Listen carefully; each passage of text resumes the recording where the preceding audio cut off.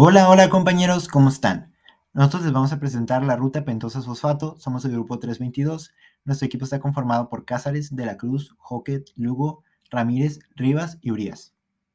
Como introducción podemos decir que las rutas que predominan en el catabolismo de la glucosa es la glucólisis y el ciclo de Krebs. Como vemos en la imagen, la glucosa pasa a la glucólisis. La glucólisis crea el piruvato y el piruvato pasa por una descarboxilación oxidativa, por lo que nos da acetil-CoA. El acetil-CoA posteriormente pasa al ciclo de Krebs y sigue el metabolismo posterior. Una ruta alternativa a todo esto es la ruta pentosa-fosfato, la cual es estrechamente relacionada con la glucólisis. La ruta pentoso-fosfato es más anabólica que catabólica, debido a que sus intermediarios o productos sirven como bloques de construcción para la biosíntesis de ácidos grasos y biosíntesis de nucleótidos y ácidos nucleicos, como lo es el NADPH y la ribosa 5-fosfato, que se generan durante esta ruta.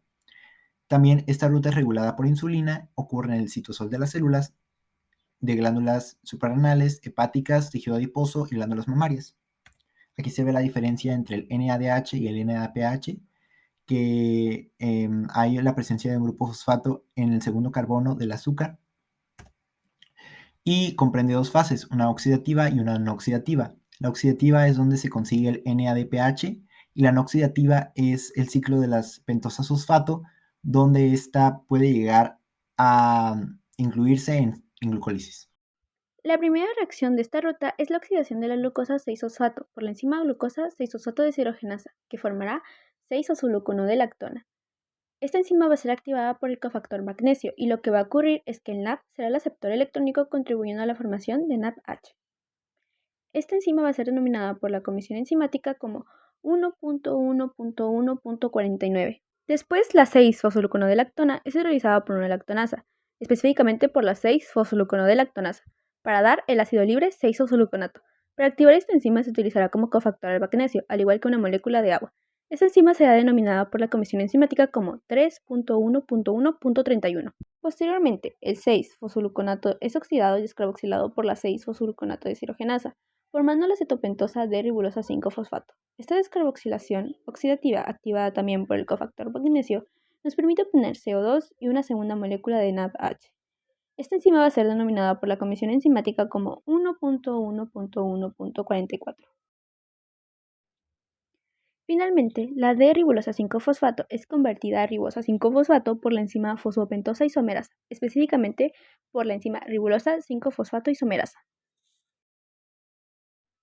Para concluir con la fase oxidativa, tenemos que en algunos tejidos la ruta del pentoso fosfato acaba en este punto, siendo su ecuación global el que a partir de la glucosa 6-fosfato, 2-NAP y agua, obtendremos como producto una ribosa 5-fosfato, CO2 y 2-NAPH más 2H. Tejidos en los que se requiere principalmente NADPH, las pentosas fosfato producidas en la fase oxidativa de la ruta se reciclan a glucosa 6-fosfato para aumentar la síntesis de ácidos grasos por medio de una fase de reacciones reversibles, la fase no oxidativa. En la fase oxidativa de esta ruta metabólica se realizaron reacciones que convirtieron 3 moléculas de glucosa 6-fosfato a 3-ribulosa 5-fosfato. Ahora, al iniciar la fase no oxidativa, dos de esas ribulosas 5-fosfatos se epimerizan en primer lugar a cilulosa 5-fosfato por medio de la ribulosa 5-fosfato epimerasa. Por otro lado, la tercera molécula de ribulosa 5-fosfato se isomeriza a ribosa 5-fosfato mediante la ribulosa 5-fosfato isomerasa. El paso siguiente consiste en la conversión de las dos pentosas cilulosa 5-fosfato y la ribosa 5-fosfato a gliceraldehído 3-fosfato y sedoptulosa 7-fosfato. Esta reacción se realiza por medio de la enzima transcetolasa, la cual se encarga de catalizar la transferencia de un fragmento de dos carbonos desde una cetosa dadora, que es la cilulosa 5-fosfato, a la aldosa aceptora, que es la ribosa 5-fosfato. Luego, por medio de la transaldolasa, se elimina un fragmento de 3 carbonos de la sedoptulosa 7-fosfato para condensarlo con el gliceraldehído 3-fosfato, formando una fructosa 6-fosfato, molécula considerada como el primer producto de la fase no oxidativa de esta ruta metabólica, además de una tetrosa que es la eritrosa 4-fosfato. Finalmente, de nuevo actúa una transcetolasa que cataliza la conversión de la eritrosa 4-fosfato de la reacción anterior y de la segunda cilulosa 5-fosfato producida en la primera reacción de esta fase no oxidativa, para así obtener los otros dos productos, que sería otra molécula de fructosa 6-fosfato y un gliceraldehído 3-fosfato. Como se mencionó anteriormente, esta ruta puede finalizar de tres maneras dependiendo de las necesidades de la célula. Una de ellas es la conversión de los productos de la fase no oxidativa, que fueron la fructosa 6-fosfato, a glucosa 6-fosfato para volver a iniciar la fase oxidativa y obtener NADPH. Sin embargo, si la célula lo necesita, tanto los fructosa 6-fosfato como el gliceraldehído 3-fosfato pueden incorporarse a la glucólisis para producir energía en forma de ATP. Como se mencionó anteriormente, la ruta de la pentosa puede incorporarse a la glucólisis mediante el paso 3 partiendo de fructosa 6-fosfato o desde el paso 4 partiendo de gliceraldehído 3-fosfato. La glucólisis es una ruta metabólica que sirve de paso inicial para el catabolismo de carbohidratos en los seres vivos.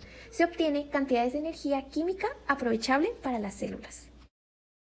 Partiendo desde el paso 3 de la glucólisis, va a ocurrir la fosforilación de la fructosa 6-fosfato en el carbono 1 con gasto de un ATP, a través de la enzima fosfofructoquinasa. Por el mismo motivo que en la primera reacción el proceso es irreversible, el nuevo producto se denominará fructosa 1,6-bifosfato. En el paso 4, la enzima aldolasa, mediante una condensación aldólica reversible, rompe la fructosa 1,6-bifosfato en dos moléculas de 3 carbonos, dihidroxiacetona fosfato y gliceraldehído 3-fosfato. Esta reacción tiene una energía libre entre 20 a 25 kJ sobre mol, por lo tanto, en condiciones estándar no ocurre de manera espontánea. En el quinto paso, puesto que solo el gliceraldehído 3-fosfato puede seguir los pasos restantes de la glucólisis, la otra molécula generada por la reacción anterior, la dihidroxiacetona fosfato, es isomerizada en gliceraldehído 3-fosfato. Una vez que se convirtió en gliceraldehído 3-fosfato, vamos a pasar al sexto paso. Esta reacción consiste en oxidar el gliceraldehído 3-fosfato utilizando NAD+ para añadir un ion fosfato a la molécula, la cual es realizada por la enzima gliceraldehído 3-fosfato deshidrogenasa, y de esta manera aumentar la energía del compuesto. En el séptimo paso, la enzima fosfoglicerato quinasa transfiere el grupo fosfato de 1,3-bifosfoglicerato a una molécula de ADP, generando así la primera molécula de ATP de la vía. Como la glucosa se transformó en dos moléculas de gliceraldehído, en total se recuperan 2 ATP en esta etapa. En el octavo paso se isomeriza el 3-fosfoglicerato procedente de la reacción anterior, convirtiéndose en 2-fosfoglicerato. La enzima que cataliza esta reacción es la fosfoglicerato mutasa. Lo que ocurre aquí es el cambio de posición del fosfato del carbono 3 al carbono 2. En el noveno paso, la enzima enolasa propicia la formación de un doble enlace en el 2-fosfoglicerato, eliminando una molécula de agua formada por el hidrógeno del carbono 2 y el OH del carbono 3. El resultado es el fosfonel piruvato. En el décimo y último paso, antes de entrar al ciclo de Krebs, ocurre la desfosforilación del fosfonel piruvato, obteniéndose piruvato y ATP. Es una reacción irreversible mediada por el piruvato quinasa. El ciclo del ácido cítrico, también llamado el ciclo de Krebs o ciclo de los ácidos tricarboxílicos, es una ruta metabólica que forma parte de la respiración celular en todas las células aerobias. En organismos aeróbicos, el ciclo de Krebs es parte de la vía catabólica que realiza la oxidación de hidratos de carbono, ácidos grasos y aminoácidos, liberando energía en forma utilizable. Antes de comenzar con nuestro ciclo como tal, vamos a tener que nuestro material de partida va a ser el piruvato, que va a ser un producto de la glucólisis, el cual posteriormente se va a convertir en acetil-CoA por acción del complejo de la piruvato deshidrogenasa. La producción de la acetil-CoA se va a dar dada por la piruvato deshidrogenasa. Va a haber una oxidación del piruvato donde va a perder un grupo carboxilo en forma de molécula de CO2 y los dos carbonos restantes se van a transformar en el grupo acetil de la acetil-CoA. Vamos a tener también una coenzima A y esta coenzima A se va a unir al grupo acetilo y va a formar el acetil-CoA junto con una molécula de dióxido de carbono. De igual manera, el NAD formado en esta reacción va a liberar un ion hidruro a la cadena respiratoria. Como primer paso vamos a tener la formación del citrato. Esta va a estar catalizada por la citrato sintasa y va a consistir en la condensación del acetil-CoA junto con el oxalacetato. El carbono metílico del grupo acetilo del acetil-CoA se va a unir al grupo carbonílico o al carbono 2 del oxalacetato, formando así un intermediario que va a ser el citril-CoA. Este se va a ver hidrolizada por una molécula de agua en coenzima A y citrato libre. Después, este intermediario de elevada energía hace que la reacción directa sea exergónica y el CoA liberado en esta reacción se recicla para participar en la descarboxilación oxidativa de otra molécula de piruvato. Paso 2. Formación de isocitrato vía cis-aconitato. Esto se va a ver catalizada por la enzima aconitasa o aconitato hidratasa, la cual va a ser una transformación reversible del citrato en isocitrato a través de la formación intermedia del ácido tricarboxílico cis-aconitato. Esta aconitasa va a poder promover la adición reversible de agua al doble enlace del cis-aconitato. En la imagen del lado izquierdo podemos observar al citrato. Este va a tener subrayado a un grupo hidroxilo en su carbono 2 y a un hidrógeno en su carbono 3. Estos van a salir a manera de molécula de agua y en el cisaconitato, a falta de enlaces de los carbonos, vamos a tener que van a formar un doble enlace entre el carbono 2 y el carbono 3. Después, para el cisaconitato, a isocitrato va a haber una adición nuevamente de la molécula de agua, pero a diferencia del citrato, el hidrógeno se va a encontrar en el segundo carbono y el hidroxilo en el tercer carbono. Como paso 3 vamos a tener la oxidación del isocitrato a alfa-cetoglutarato o como 3 y 4 la oxidación del isocitrato a oxalasuccinato y 4-oxalasuccinato a alfa-cetoglutarato. Para comenzar vamos a tener que el isocitrato se oxida a través de una transferencia de hidruro al NAD o NADP, lo que va a convertir al NADP en NADPH más H. Después vamos a tener que esta reacción se va a ver catalizada por el isocitrato de deshidrogenasa dependiente en ADP y el oxalasuccinato va a tener una eliminación de electrones por el magnesio que va a facilitar su descarboxilación de su grupo carboxilo, liberando este grupo como una molécula de dióxido de carbono. El reordenamiento del intermedio enol va a generar al alfa-cetoglutarato.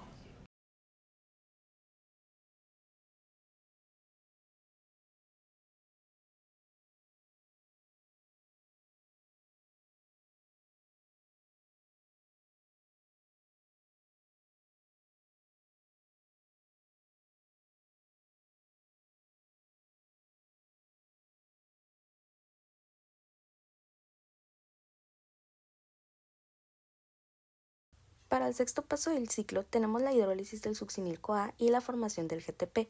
En este paso, el succinil-CoA va a ser hidrolizado y va a liberar la molécula de CoA y un ácido succínico.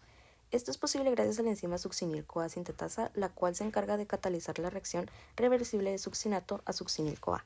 Para que esta reacción pueda efectuarse se consumen nucleótidos trifosfato, produciéndose entonces GDP o ADP, los cuales pueden captar posteriormente un fosfato formando un GTP o un ATP, y entonces así la reacción produce tanto un GDP o ADP y al succinil.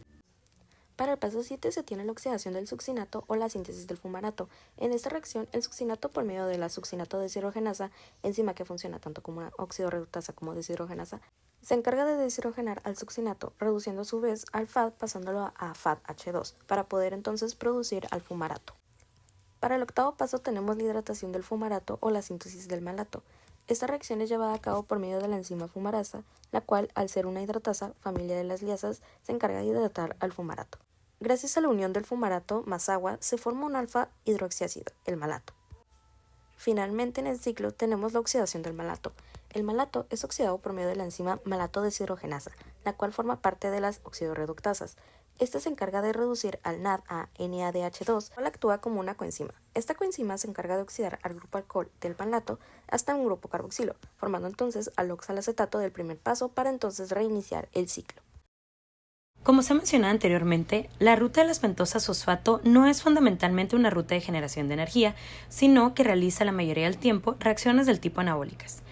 El destino real de los azúcares dependerá de las necesidades metabólicas de la célula, haciéndola per se una ruta anfibólica. Si la necesidad principal radica en la síntesis de nucleótidos y ácidos nucleicos, el principal producto será la ribosa 5-fosfato y no se producirán la mayoría de los reordenamientos de la fase no oxidativa. Así pues, obtendremos una molécula de CO2, 2 NADPH, 2 protones y una de ribosa 5-fosfato. Por otro lado, si la necesidad principal es la generación de NADPH para la síntesis de ácidos grasos o esteroides, la fase no oxidativa generará compuestos que pueden convertirse rápidamente en glucosa 6-fosfato, para el paso posterior por fase oxidativa. De este modo, las vueltas repetidas del ciclo darán lugar finalmente a la oxidación completa de glucosa 6-fosfato a CO2 y agua, teniendo pues reacciones o una fase oxidativa, una fase no oxidativa y una reacción global, en donde se obtendrán 2 fructosa 6-fosfato, un gliceraldehído 3-fosfato, 6 NADPH, 6 protones y 3 CO2. Por último, si una célula posee necesidades moderadas de NADPH y de pentosas fosfato, la fructosa 6-fosfato y el gliceraldehído 3-fosfato producidos en la fase no oxidativa podrán catalizarse mediante glucólisis y ciclo de Krebs, obteniendo un rendimiento neto de 6 CO2, 10 NADH, 6 protones, 2 FADH2 y 4 ATPs.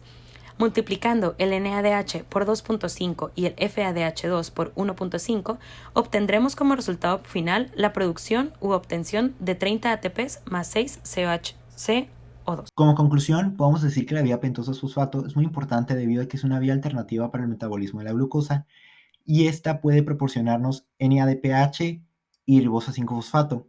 Esta ruta también puede volver a integrarse a glucólisis, lo cual es muy importante. Una deficiencia de la glucosa 6-fosfato deshidrogenasa nos puede causar anemia hemolítica debido a que causa estrés oxidativo en los eritrocitos.